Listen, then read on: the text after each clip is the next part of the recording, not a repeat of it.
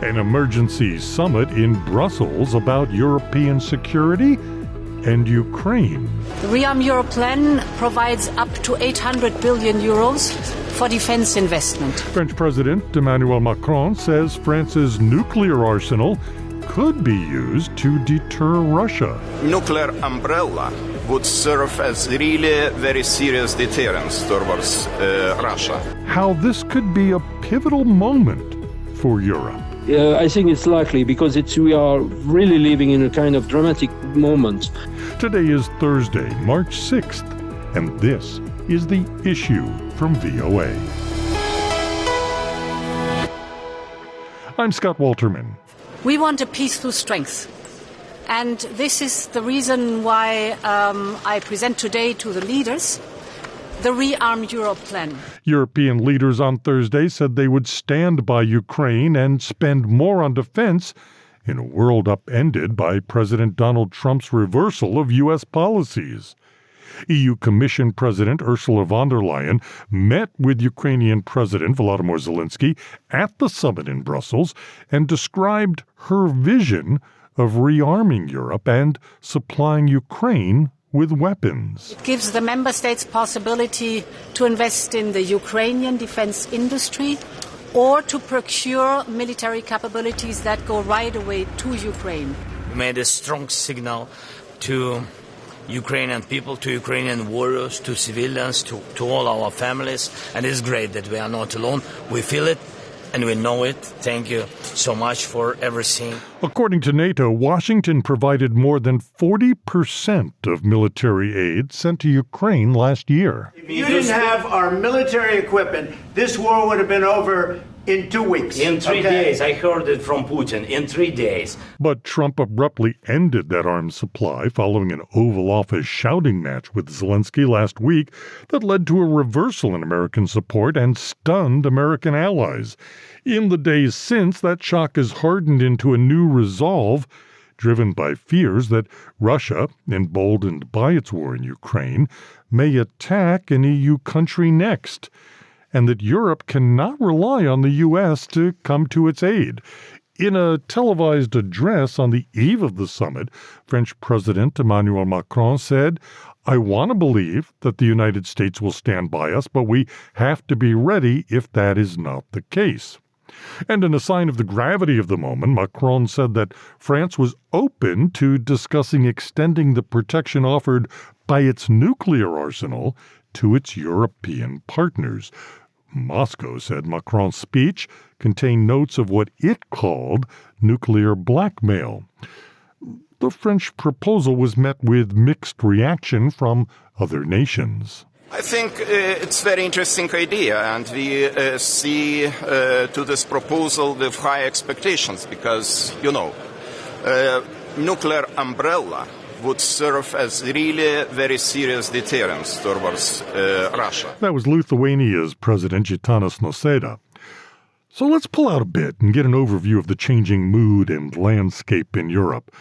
Joining us now from Paris to help us understand all of this is Nicolas Tenzer, a non-resident senior fellow at the Democratic Resilience Program at the Center for European Policy Analysis. Thank you so much for being able to join us to talk about this. Oh, my pleasure. So, emergency summit in Brussels today as the EU tries to navigate what seems to be a new world. The possibility that the United States might not be there for the first time since World War II. What do we know of what happened in Brussels? Well, basically, I think there is at least a kind of awareness that basically we are at war with Russia. And I think it was really pointed out by President Macron last evening. And now I think this awareness is shared by most of the European leaders. And we have absolutely no time to lose. Time is of the essence right now because we have to harm swiftly. We have to take a very, I will say, tough decision, not only in terms of basically stepping up in terms of defense, and probably to reach, 4% of the GDP devoted to defense for the countries who are not at that stage, but also to create an industrial base for European industry. And as you say, this time is really unprecedented because already there is a lot of alarm, including from myself, about the fact that the US could basically not meet the security challenges that Europe is facing. It was really clear already in Georgia in 2008, and basically the US did nothing. It was clear in Syria in 2013 when President Obama refused to enforce the red lines that he himself set. It was true also in 2014 when Ukraine already was attacked by Russia. And even since 2022, I think the US basically remained halfway, but so the Europeans. But now the challenge is completely different. It's not only the questions of abandonment by the US, but right now the US is playing against us. The UN Security Council, when it comes to the P5 members, the permanent members of the UNSC, we were 3 against 2, namely Russia and China. Now we are 2 against 3, including the US. So basically, I think the future of Europe is at stake, and more immediately, the future of Ukraine. If we are not providing as swift as possible all the weapons Ukraine needs, not only to defend itself, but also to repel the Russian aggressor, then I think we perfectly know that will be the next on the list.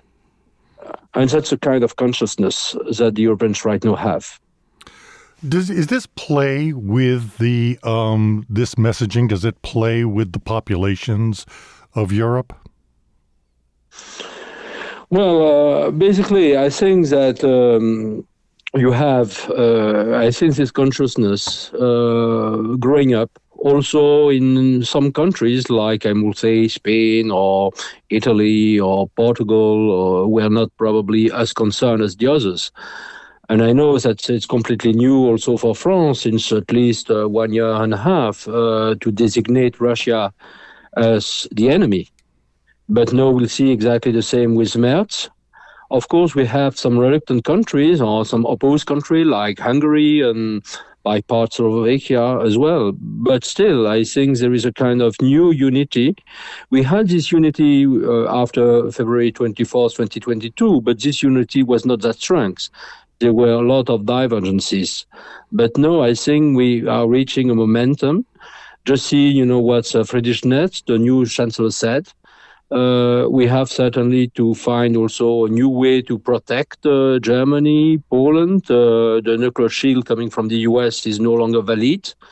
We have certainly also to basically not to count on the American weapons as well. Not only because the US will stop, to deliver the weapons to the European countries, but because of all the restrictions in the use of American weapons or of weapons that have some American components. Just see what happened also in Ukraine, and only President Biden, lift the restrictions after Trump was elected, but it was too late.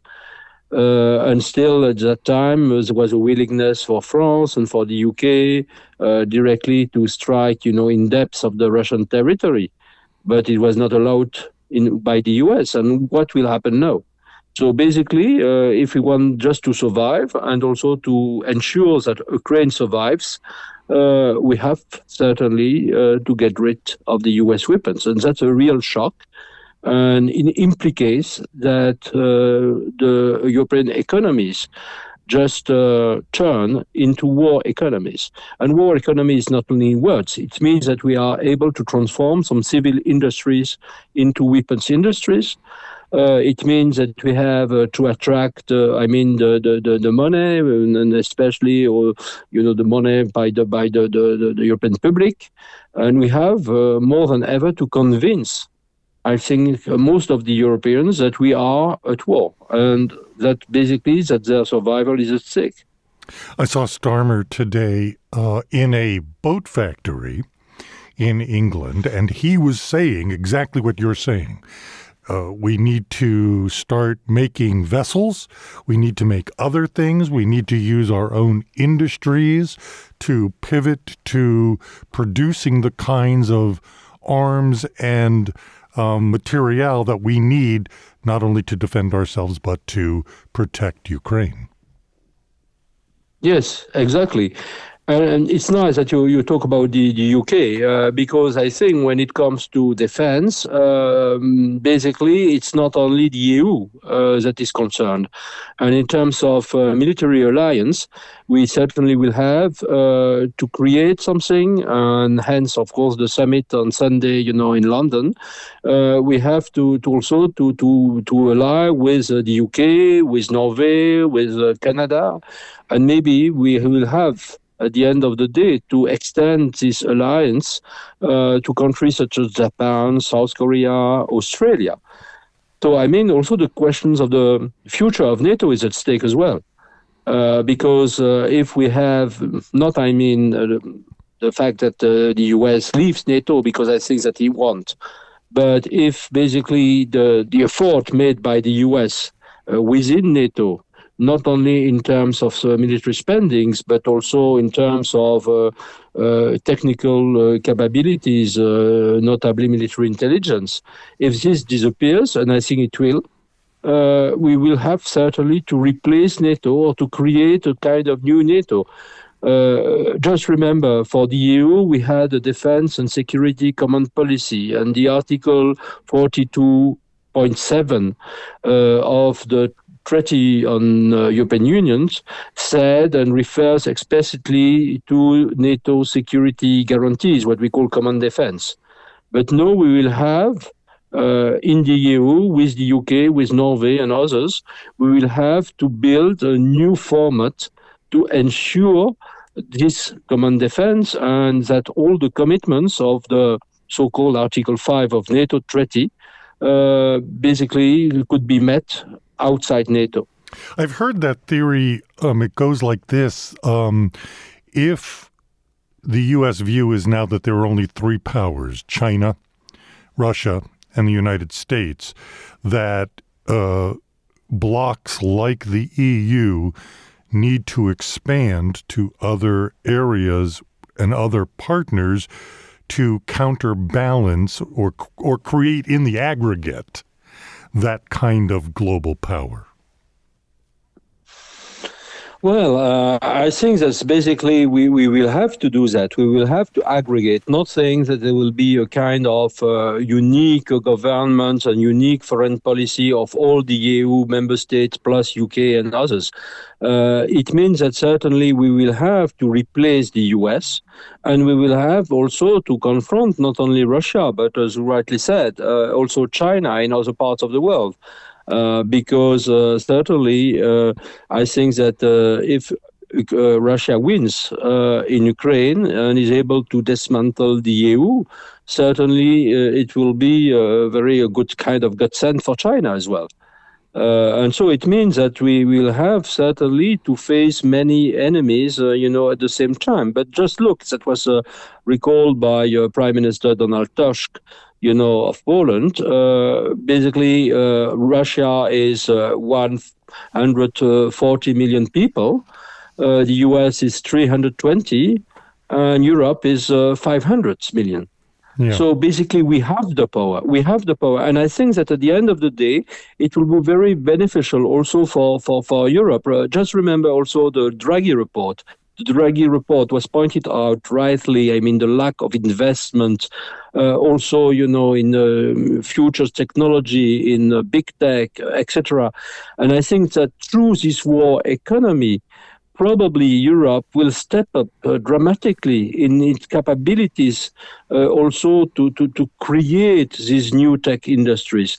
Just remember that what in the US the DARPA did in the early 60s, DARPA was very instrumental, not only for the military sector, but also for the civil sector. And so I think that there will be kind of very good effects on all industry, but also on employment growth, etc., for Europe, if we are turning our economies into war economies. Is this the kind of moment? The EU has always been contentious because there are different interests.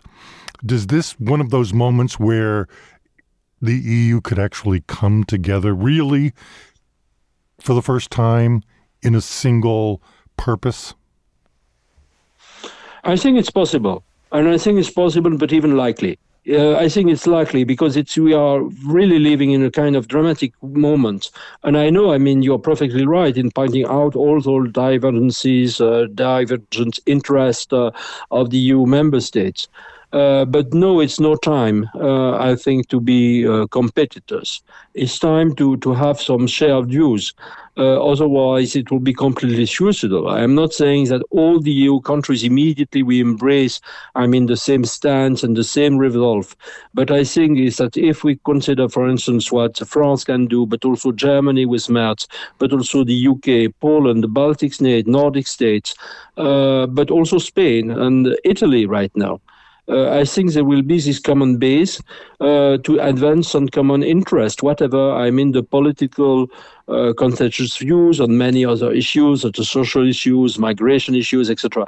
And I think that basically this kind of, a new dimension for Europe. I remember Ursula von der Leyen was firstly elected the chairwoman of the European Commission.